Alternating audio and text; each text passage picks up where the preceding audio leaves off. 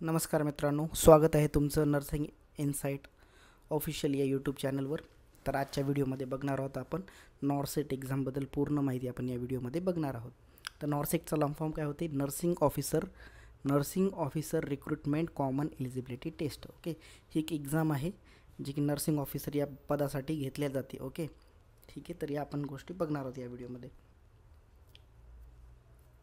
तर सर्वात आधी या गोष्टी आपण बघणार आहोत. एम्स काय आहे, एम्समध्ये होते हे नॉर्सेटसाठी काय क्रायटेरिया असतो, कोण अप्लाय करू शकते ही एक्झामला, फीस किती असते, ॲप्लिकेशन फीस, सॅलरी किती असते, ओके, एक्झाम पॅटर्न काय असते, एक्झाम कशी घेतली जाते, किती पेपर असतात याचे, सिलेबस काय असते, एक्झामला कोण काय काय क्वेश्चन विचारतात, कोणत्या सब्जेक्टवर काय विचारू शकतात, ओके, ट्रान्सफर पॉलिसी आहे का, आणि 2025मध्ये ही एक्झाम कधी येणार आहे, या सर्व गोष्टी आपण या व्हिडिओमध्ये बघूया. तर समजून घ्या.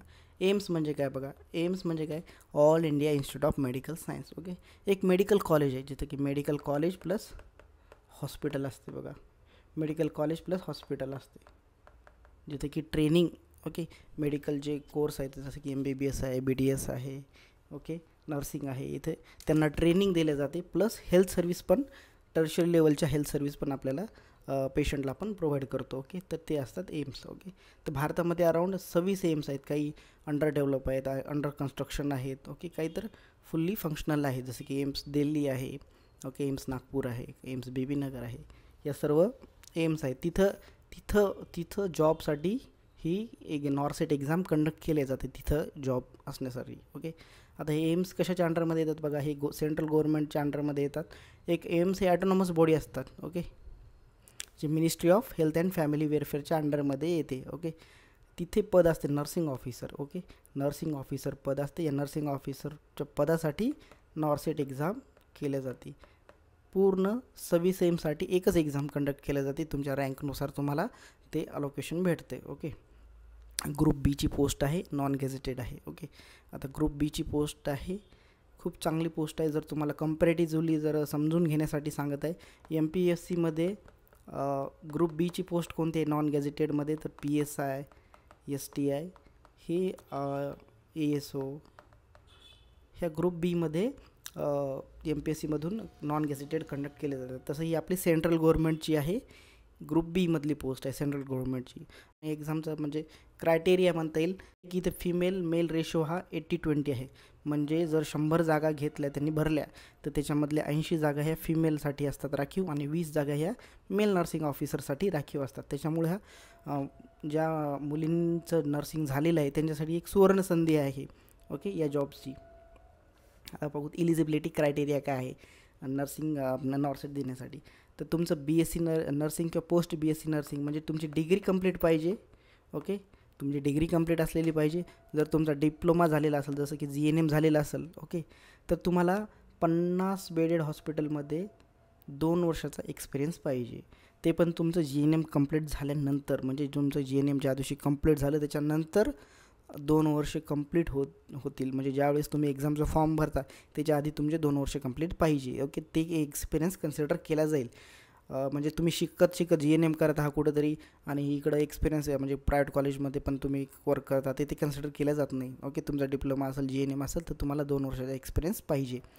आणि BSc डिग्री असो का डिप्लोमा असो, तुमचं रजिस्ट्रेशन स्टेट नर्सिंग काउन्सिलमध्ये किंवा इंडियन नर्सिंग काउन्सिलमध्ये झालेलं पाहिजे. आता इथं एज लिमिट किती आहे बघा. तर 18 ते 30 वर्ष हे एज लिमिट आहे. ओके, पण जर SC STचा कॅन्डिडेट असेल तर त्याच्यासाठी 5 वर्षाचं एज रिलॅक्सेशन भेटते, म्हणजे 35 वर्षापर्यंत देऊ शकतो. जर तो OBC कॅन्डिडेट असेल तर 3 वर्ष, म्हणजे 30 + 3 33 वर्ष. आणि जर तो PWBD असेल तर 40 वर्षापर्यंत त्याला एज रिलॅक्सेशन भेटतं. ठीक आहे. ॲप्लिकेशन फीस किती असते बघा. याची फीस असते जवळपास जनरल आणि OBCसाठी 3,000 रुपये फी असते, आणि SC STसाठी 2400 रुपये फी असते. पण ते रिफंडेबल होती, म्हणजे एक्झाम वगैरे पूर्ण झाली प्रोसेस तर तुम्हाला रिफंड येऊन जातं तुमच्या अकाउंटमध्ये. ओके, आणि जे पर्सन विथ डिसॅबिलिटी असते त्याला फी नसते. ओके, त्याला 0 फी असते, काहीच फी नसते त्याला. ठीक आहे, हे फीसचं स्ट्रक्चर झालं. आता सर्वात महत्त्वाचं सॅलरी किती असते बाबा यामध्ये. आता तुम्हाला सांगितलेलं आहे की सेंट्रलमध्ये ग्रुप बीची आहे, पे लेवल हे 7चं असते बघा. ओके, पे लेवल 7चं असते. बेसिक पे किती असते? 44,900 सध्या बेसिक पे आहे त्याला. स्टार्टिंगचं सांगतो मी, स्टार्टिंग ज्यावेळेस तुम्ही लागता त्यावेळेस बेसिक पे असते 44,900. ओके. मग त्यामध्ये डी ए म्हणजे डिअरनेस अलाउन्स म्हणजे महागाई भत्ता, टी ए म्हणजे travel allowance, D A on T A plus H R A म्हणजे हाऊस रेंट अलाउन्स म्हणजे आपल्याला रेंट अलाउन्स भेटत असतं ते. असं पूर्ण मिळून तुमची जवळपास 90 ते 96,000 स्टार्टिंग पेमेंट जाते. ही सुरुवातीची पेमेंट असते आणि तुमच्या इन हँडमध्ये येते जवळपास 70 ते 80,000. ओके. डिपेंड आहे तुमच्या एच-आर-एनुसार. आता एच-आर-ए कसा वेगवेगळ्या सिटीनुसार दिलेले जाते. आता सिटी ह्या XYZ या कॅटेगरीमध्ये हे केलेलं राहतात. एक्स कॅटेगरीवाल्याला 12,000 भेटतात, वाय असलेल्या कॅटेगरी असलेल्याला 8,000 भेटतात आणि झेड असलेल्या कॅटेगरीमध्ये असणाऱ्याला 4,000 भेटतात. हे एच-आर-ए भेटते. ओके. तर त्याच्यानुसार हे पेमेंट थोडं 4-5 हजार रुपये व्हेरी होतं डिपेंड ऑन एम्स कोणत्या इन्स्टिट्यूटमध्ये आहात तुम्ही. पण जवळपास तुम्हाला 90 ते 96,000 ही स्टार्टिंग पेमेंट तर भेटूनच जातो. ठीक आहे. तर आता एक्झाम पॅटर्न बघू. बघा पहिले या नॉर्सेट कशी व्हायची, एकदा ते वर्षातून एक वेळ व्हायची आणि 200 मार्काचा MCQ व्हायचा आणि 3 तासाचा पेपर व्हायचा. पण त्यांनी आता सध्या चेंजेस केलेले आहेत. तर त्यांनी MPSC UPSC कसं आहे तसंच आहे, प्री आणि मेन्स, प्रिलिमिनरी आणि मेन्स केलेलं आहे 2. बरं. तर प्रिलिमिनरी एक्झाम बघूत आपण त्याच्यामध्ये काय. तर ही जी एक्झाम असते ती फक्त क्वालिफाईंग असते. ओके. तिथं फक्त तुम्हाला क्वालिफाय व्हायचं असते, तुमचे मार्क तिथं रँकसाठी कन्सिडर केल्या जात नसतात. ओके. 100 MCQ असतात 100 मार्कासाठी. ठीक आहे. 90 म्हणजे 1.5 तासाचा वेळ असतो तुमच्याकडं. निगेटिव्ह मार्किंगसुद्धा असते, 1/3 निगेटिव्ह मार्किंग असते. म्हणजे जर तुमचे 3 MCQ चुकले तर तुमचे 1 मार्क तुमचा आलेले जेवढे मार्क पडले त्याच्यापैकी 1 मार्क तुमचा कटून जाईल. ओके. ठीक आहे. आणि आता बघा हे 100 MCQ असतात, तिच्यामध्ये 80 MCQ हे नर्सिंग कोर्ससाठी असतात. हे प्रीचं सांगतो आहे. 80 MCQ हे नर्सिंग कोर्ससाठी असतात आणि 20 MCQ हे GK किंवा ॲप्टिट्यूड याच्यावर असतात. ज्यावेळेस मी 2022मध्ये ही एक्झाम क्रॅक केली होती त्यावेळेस GKमध्ये क्वेश्चन कोणते आले होते की औरंगाबादचं जेव्हा नाव बदललं होतं, जसं की छत्रपती संभाजीनगर झालं होतं, तो MCQ यावेळेस आला होता. UKचे प्राईम मिनिस्टर कोण होती त्यावेळेस करंटची, ती क्वेश्चन आला होता. तर असं बेसिक जे जास्त एकदम डेप्थमध्ये नाही पण ओव्हरऑल जस्ट जनरली क्वेश्चन विचारतात. ठीक आहे. बरं. आता हा बघा जे 100 मार्काचा MCQ आहेत हे तुम्हाला त्यांनी 5 याच्यामध्ये केलेले आहेत, 5 याच्यामध्ये डिवायडेड केले आहेत, 5 सेक्शन केलेले आहेत त्याचे. आणि ईच सेक्शन 20 MCQचा एक सेक्शन केलेला आहे आणि एका सेक्शनसाठी 18 मिनिटाचा टाईम आहे. ओके. तर तुम्हाला या 18 मिनिटात हे 20 MCQ सॉल्व करायचे आहेत. हे 18 मिनिट झाले की दुसरे परत 20 MCQसाठी तुम्हाला टायमिंग येणार आणि ते हे होणार. जर तो आता समजा हे पहिला 1 ते 20 MCQ झाले तुमचे सॉल्व. ओके. आता हा टाईम संपला तुमचा, 18 मिनिट झाली, पण तर त्यानंतर हे क्लोज होणार, ॲटोमॅटिक हा क्लोज होणार. ओके. तुम्हाला परत दुसरं ओपन झाल्यानंतर तुम्हाला परत वापस येऊन हे सॉल्व नाही करता येणार. हा क्लोज झाला. त्यामुळे तुम्हाला 18 मिनिटामध्येच हे 20 MCQ सॉल्व करायचे आहेत. तसे 5 सेक्शन आहेत. ओके. हे प्रीच आहे आणि हे फक्त क्वालिफाईंग नेचरची एक्झाम आहे, म्हणजे इथं फक्त तुम्हाला क्वालिफाय व्हायचं आहे. ओके. तर त्याला कमीत कमी बघा 50% पाहिजे जर अनरिझर्व किंवा EWS वाला असेल तर कॅन्डिडेट, किंवा 45% पाहिजे OBC कॅन्डिडेट असेल, आणि SC STचा असेल तर 40% त्याला मार्क पाहिजे. ओके. क्वालिफाईंग होण्यासाठी. आणि तो क्वालिफाय झाला त्याच्यानंतर असते मेन एक्झाम. ओके. आता या मेन एक्झामवर तुमचे रँक ठरवले जाते, जर तुम्हाला किती मार्क पडतात हे पूर्ण या मेन एक्झामवर ठरवले जाते. जसं की तुम्हाला जर मार्क जास्त पडले तर त्याच्यानुसार तुमची रँक वाढेल. ठीक आहे. ही पण एक्झाम 90 मिनिटाची म्हणजे 1.5 तासाची असते. इथे 100 MCQ असतात, 100 मार्कासाठीच असतात. इथे कंप्लीट नर्सिंग कोर्सच असते बघा. इथं पूर्ण नर्सिंगवरच क्वेश्चन विचारले जातात. प्रीमध्ये कसं 80% हे नर्सिंग कोर्स आणि 20 MCQ हे याच्यावर विचारले जातात, जसं की GK ॲप्टिट्यूड. इथं तुम्हाला 100% 100 MCQ हे पूर्ण नर्सिंग सिलेबसवरच विचारले जातात. इथे पण 1/3 निगेटिव्ह मार्किंग आहे. इथे पण सेम 5 सेक्शन होतात, 18 मिनिटाचा एक सेक्शन असतो आणि 20 MCQ त्यामध्ये असतात, तसे 5 असतात. ओके. हे असतात. आता प्री आणि मेन्समध्ये दोन्हीमध्ये बघा MCQ कसे विचारले जातात. इमेज बेस्ड क्वेश्चन असतात तुमचे, डिसिजन मेकिंगबद्दल क्वेश्चन असतात. ओके. सिंगल लाईनवर पण असतात आणि तुमचा डिसिजन, तुमची ॲबिलिटी पण चेक केल्या जाते. ओके. हे सर्व या एक्झाममध्ये असतं. हे बघा त्याचं प्री आणि मेन्स हे झालं. ठीक आहे. आता सिलेबस काय आहे बघा. तर सिलेबस त्यांनी पर्टिक्युलर असं त्यांच्या याच्यामध्ये नोटिफिकेशनमध्ये नाही मेन्शन करत की नर्सिंगचं काय. ते सरळ म्हणतात नर्सिंग कोर्समधला जेवढा सिलेबस आहे, म्हणजे तुमच्या डिग्रीचा जेवढा सिलेबस आहे त्याच्यामधून MCQ विचारले जातात. पण जर डिग्रीमध्ये तर खूप सब्जेक्ट असतात, जवळपास 15-16 सब्जेक्ट असतात पूर्ण. तर आपण जर त्याचा हे केलं तर जवळपास 80 ते 85% पेपर हा या मेजर सब्जेक्ट आपण क्लासिफाय एक समजण्यासाठी मेजर सब्जेक्ट आणि मायनर सब्जेक्ट क्लासिफाय केले. तरी मेजर सब्जेक्टमधूनच 80 ते 85% पेपर यामधून निघतो आणि बाकीची मायनर सब्जेक्टमध्ये किंवा मग जसं की रिसर्च आहे, मॅनेजमेंट आहे, त्यामधून काही एखादा MCQ 1-2 MCQ येऊ शकतात. ओके, तर मेजर सब्जेक्ट कोणते आहेत बघू.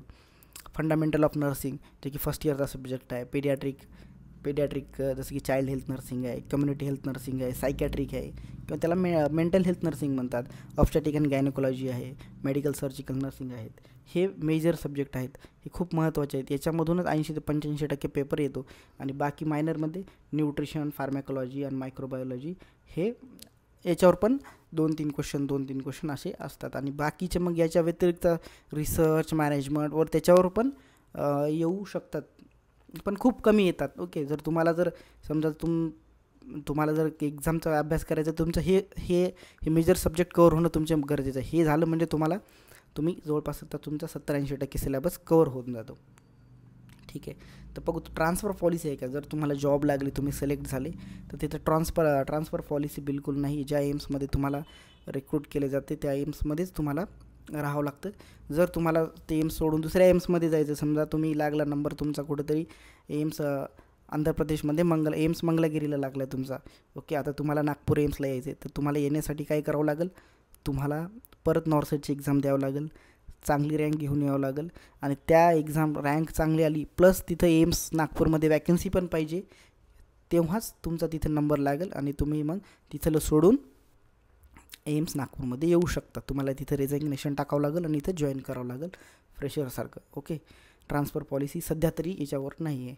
ओके, आता नॉर्सेट 2025 कधी होईल हे बघा. आता एम्स दिल्ली हे नॉर्सेट कोण कंडक्ट करते, एम्स दिल्ली कंडक्ट करते. तर एम्स दिल्लीच्या साईटवर सध्या 12 एप्रिल दाखवत आहे. प्रिलिमिनरी एक्झाम 12 एप्रिलला आहे 2025ची. ओके, आणि त्याचा रिझल्ट येईल 30 एप्रिलला त्याचा रिझल्ट येईल आणि त्याच्या 5-10 दिवसानंतरच, म्हणजे 12 एप्रिलनंतर 15-20 दिवसानंतरच मेन एक्झाम असते. ओके, 15 ते 20 दिवसानंतरच मेन एक्झाम असते. त्याच्या आधीच तुमचा रिझल्ट लागून जाईल. ओके, 30 एप्रिलला रिझल्ट लागणार आहे, तर ते 5 ते 10 तारखेच्या दरम्यानच मेन एक्झाम होऊन जाईल आणि त्याच्या जवळपास 15 दिवसानंतरच तुमचा मेनचा रिझल्ट लागतो. ओके, मेनचा रिझल्ट लागतो आणि मेनचा रिझल्ट लागल्यानंतर तुम्हाला प्रेफरन्स फॉर्म वगैरे टाकावं लागतात. तुमच्या रँकनुसार तुम्हाला कोणतं एम्स पाहिजे, पूर्ण लिस्ट आहे, ते चॉईस तुम्हाला करायचे असतात. आणि मग जर तुमची रँक चांगली असेल, त्या एम्समध्ये जागा असेल, तर तुम्हाला भेटून जाईल. नाहीतर जागानुसार आणि तुमच्या रँकनुसार ते तुम्हाला हे होतात, म्हणजे एम्स अलोकेट करतात ते. ओके, त्याच्यानंतर तुमची जॉईनिंग वगैरे म्हणजे 2 ते 3 महिन्याच्या प्रोसेसमध्ये कंप्लीट तुम्हाला डायरेक्ट एक्झाम होऊन जाते, तुमची जॉईनिंग पण होऊन जाते. ओके, जास्त लेंदी प्रोसेस नाही. हे सर्व आपण हे बघा नॉर्सेटबद्दल हे सर्व माहिती होती. ओके, ठीक आहे. अशा जर तुम्हाला माहिती DMAR DHSबद्दल पाहिजे असेल तर कमेंट करून सांगा. त्याच्याबद्दल पण आपण DMAR DHS याचा सिलेबस काय असतो, कधी एक्झाम होते, या सर्व आपण याच्यावर दुसरा एक व्हिडिओ बनवता. थँक्यू.